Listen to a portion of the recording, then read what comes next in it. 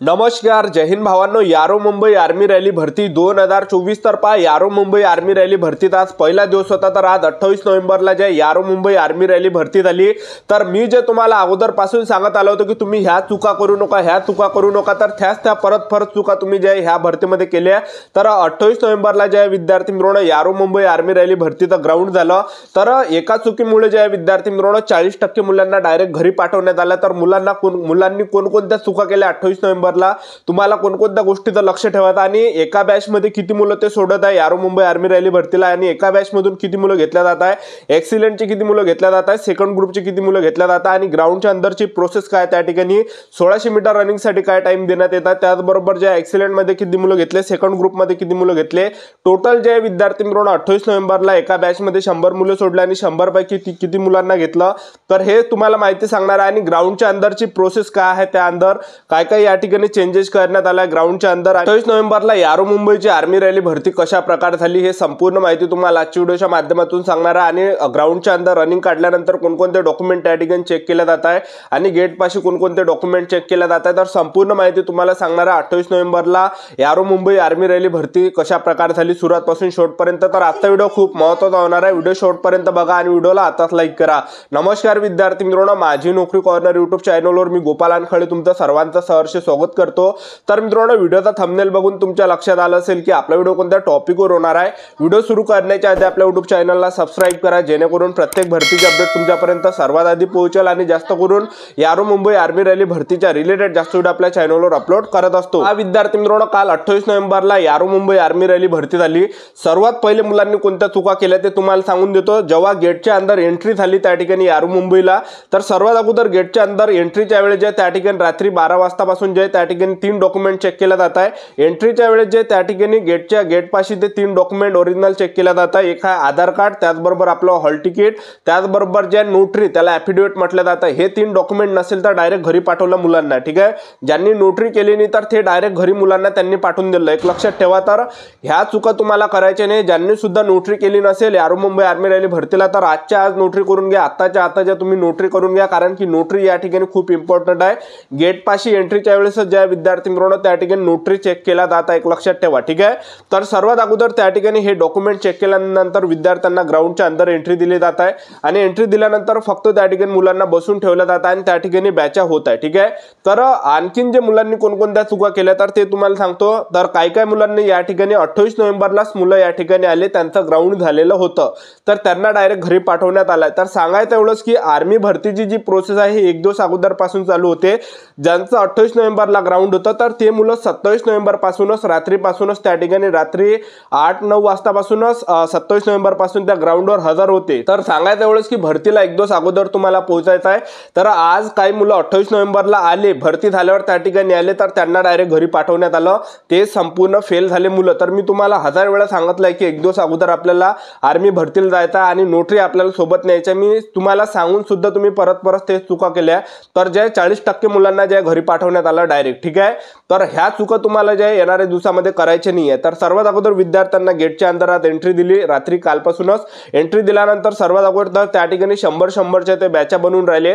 100-100चे त्यांनी बॅचा तयार केल्या आणि सर्वात अगोदर ते हॉल तिकीट स्कॅन करते. हॉल तिकीट स्कॅन सर्वांचे होते. हॉल तिकीट स्कॅन केल्यानंतर 100 मुलांचे ते बॅचा नेते आणि त्या ठिकाणी 400च्या ट्रॅकवर त्या ठिकाणी नेले जात आहे. 400च्या ट्रॅकवर फक्त जे 100 मुले त्यांनी आज सोडले आणि 100 पैकी एका बॅच मध्ये त्यांनी जे विद्यार्थी मित्रांनो 100 मुले सोडले आणि 100 पैकी 55 मुले घेतले. ज्यामध्ये ऍक्सिलेंटचे त्यामध्ये 25 मुले होते आणि बाकी सेकंड ग्रुपचे त्यामध्ये 30 मुलं होते. तर त्या बॅच मध्ये 55, 52, 50 अशा प्रकारे मुलं घेतल्या जात आहे. आणि ऍक्सिलेंट साठी जो टाइम देण्यात आला होता, तर यारो मुंबई आर्मी रॅली भरतीसाठी ऍक्सिलेंट साठी पूर्ण 5 मिनिट 30 सेकंड पर्यंत पूर्ण टाइम दिला. ऍक्सिलेंटचे पूर्ण 25 मुले त्यांनी घेतले 5 मिनिट 30 सेकंड पर्यंत. आणि सेकंड ग्रुप साठी जो टाइम त्यांनी दिला तर 5 मिनिट 45 सेकंड पर्यंत सेकंड ग्रुपचा टाइम दिला. तर 5 मिनिट 45 सेकंड पर्यंत त्यांनी पूर्ण मुलं घेतले. जेवढे मुलं आले तर जवळपास ते 50-55 मुलं त्यांनी एका बॅच मधून घेतले. तर सांगायचं एवढंच की टायमिंग जे 1600 मीटर रनिंग साठी पूर्ण या ठिकाणी दिला जात आहे. जो नोटिफिकेशन मध्ये दिलेला आहे तोच या ठिकाणी टायमिंग देण्यात येत आहे. 5 मिनिट 45 सेकंड पर्यंत जेवढे पण मुलं आले तेवढे ते त्यांनी काल घेतले. ठीक आहे, तर चांगले मुलं या ठिकाणी घेतल्या जात आहे. चांगले मुलांना जे या ठिकाणी घेतल्या जात आहे, तर एका बॅचला ते 100च मुलं सोडून राहिले. ठीक आहे, आणि रनिंग काढल्यानंतर सुद्धा आणखीन मुलांची त्या ठिकाणी प्रोसेस होत आहे. रनिंग काढल्यानंतर मुलांना त्या ठिकाणी बसून ठेवलं जात आहे. सर्वात अगोदर त्यांच्या हात हातावर जे शिक्के दिले जातात, ज्यांनी ॲक्सिडेंटमध्ये रनिंग काढली त्यांच्या हातावर ॲक्सिडेंटचा शिक्का, ज्यांनी सेकंड ग्रुपमध्ये रनिंग काढली त्यांच्या हातावर सेकंड ग्रुपचा शिक्का, ठीक आहे. तर हे झाल्यानंतर त्या ठिकाणी काय होतं, आणखी मुलांना एक फॉर्म वगैरे लिहून घेतला जातं, नॉर्मल फॉर्म आहे, त्यावर आपल्याला फोटो वगैरे चिपकावा लागत आहे. हे सर्व प्रोसेस झाल्यानंतर त्या ठिकाणी काय होतं, मुलांची लॉंग जंप घेतला जात आहे, त्याचबरोबर झिगझॅग घेतला जात आहे, त्याचबरोबर जे विद्यार्थी मित्रांनो पुलअप्स घेतला जात आहे 10, ठीक आहे. तर अशी जे हे संपूर्ण प्रोसेस आहे. आणि हे सर्व झाल्यानंतर सुद्धा आणखीन त्या ठिकाणी काय घेतलं जात आहे, उंची घेतल्या जात आहे. तर 168 सेंटीमीटर उंची त्या ठिकाणी लागत आहे, छाती 76 सेंटीमीटर, फुगून 5 सेंटीमीटर भरली पाहिजे, ठीक आहे. तर एवढं त्या ठिकाणी उंची घेत आहे. उंचीमध्ये सुद्धा काही मुलं त्या ठिकाणी कटत आहे, छातीमध्ये सुद्धा काही मुलं त्या ठिकाणी कटत आहे, ठीक आहे. तर हे सर्व झाल्यानंतर त्या ठिकाणी काय होतं, डॉक्युमेंट व्हेरिफिकेशन होत आहे. तर डॉक्युमेंट व्हेरिफिकेशनला त्या ठिकाणी कोणकोणते डॉक्युमेंट चेक केले जात आहे. तर पहा विद्यार्थी मित्रांनो, 10वीचं मार्कशीट, 10वीचं बोर्ड सर्टिफिकेट, 12वीचं मार्कशीट, 12वीचं बोर्ड सर्टिफिकेट, त्याचबरोबर जे TC त्याला शाळा सोडल्यात दाखला सुद्धा म्हटलं जाते. शाळा सोडल्यात दाखला नसेल तर कॉलेजमधलं बोनाफाईड तुम्ही सोबत न्या, कास्ट सर्टिफिकेट तुम्हाला न्यायचं आहे, डोमिसाईल तुम्हाला सोबत न्यायचे आहे, त्याचबरोबर तुम्हाला जे कॅरेक्टर सर्टिफिकेट न्यायचं आहे पोलीस स्टेशन मधलं, ठीक आहे. पोलीस स्टेशन मधलं कॅरेक्टर सर्टिफिकेट न्यायचं आहे. पोलीस स्टेशनचं कॅरेक्टर सर्टिफिकेट काढायसाठी सर्वात अगोदर जे सायबर कॅफेमध्ये जे ऑनलाईन अप्लाय करायला लागते आणि त्यानंतर पोलीस स्टेशन मधून ते आपल्याला भेटते कॅरेक्टर सर्टिफिकेट, ठीक आहे. तर कॅरेक्टर सर्टिफिकेट त्या ठिकाणी लागत आहे आणि कॅरेक्टर सर्टिफिकेट झाल्यानंतर त्या ठिकाणी 25 फोटो त्या ठिकाणी लागत आहे.